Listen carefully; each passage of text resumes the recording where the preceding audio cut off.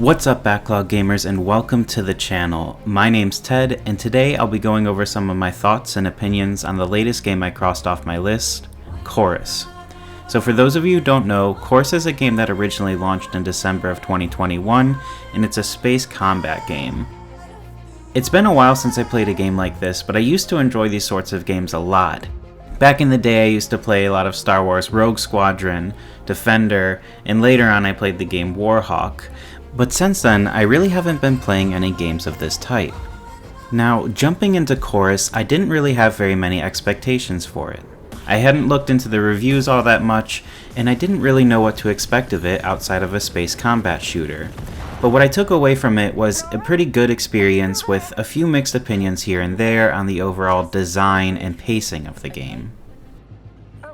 Chorus puts you in the shoes of the main character, Narn, who is a high-ranking military official for an authoritarian government known as the Circle. It's explained within the opening cutscene that your character deeply admires the leader of the Circle, who taught them how to use their gifts, which are special abilities you'll use in the game. However, the leader became corrupt over time, leading to an order to destroy an entire planet. Your character went through with it, but after doing so felt guilty and ran away. It's at this point you take control of your character. It's been 7 years since Narn ran away, and she's now living as a scavenger going by the name Nara. At this point, the story devolves into a fairly typical rebels versus the Empire situation, all while your character struggles with dealing with her past and overcoming what she used to be. While the story itself is fine, I found a lot of the dialogue to be really heavy-handed and oftentimes quite awkward. And while this normally wouldn't be much of an issue for this sort of game, a lot of the conversations are unskippable as you're in control of your character while they're playing out. This also leads to situations where if you die or stray too far from the person giving the conversation, you'll have to restart the mission and go through the conversation again before proceeding to the combat. Another interesting quirk about the storytelling in the game is Nara will constantly have a monologue with herself, but not only that, she likes to do it in whispers, as you can see here.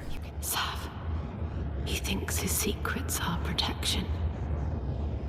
There's a large force heading for the Enclave. It's the Circle.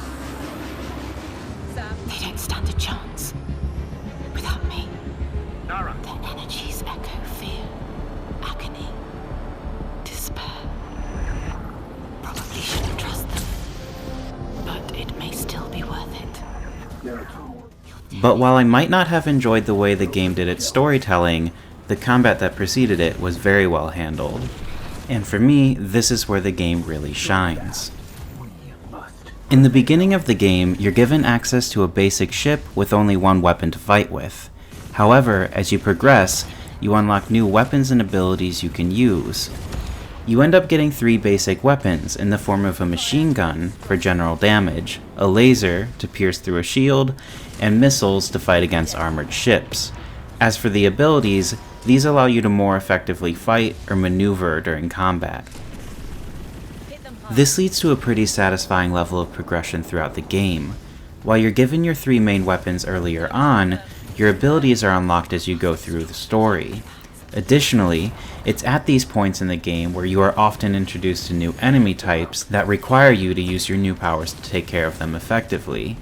Not only does this help keep things fresh throughout the game, but it also gives you the time you need to get a good handle on the combat, and then throws in something new after you've become more adept at fighting. Because of this, the game puts you in a position where you feel competent in fighting throughout the whole experience, and in doing so, each combat encounter feels fun and fluid.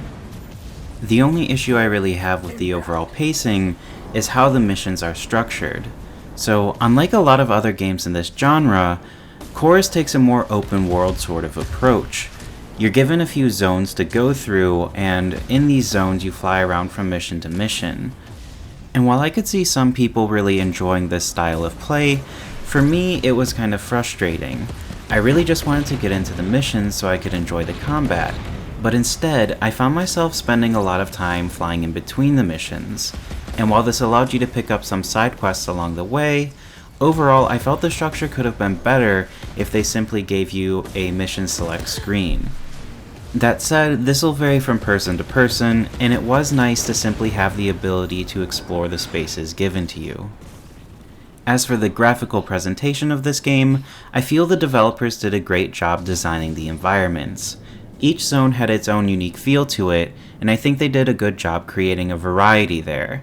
This helped to move things along, especially since you were spending a lot of time flying through these environments, giving you something new to look at with each new area, and giving you something to look forward to as you progress through the game. But to wrap things up, I'd say that Chorus is an excellent game with a lot to offer. The combat sequences are all really enjoyable, with a healthy variety of enemies, weapons, and abilities available to you. Each zone gives you something new to explore, and while I wasn't a huge fan of the mission structure or story, these aspects were easy enough to look past given how well the rest of the game was handled. But that's enough for me today. I hope you all enjoyed the video, and I'd love to hear your thoughts on Chorus. Otherwise, I wish you all the best, and I'll see you next time. A rare gift, but as old as humankind.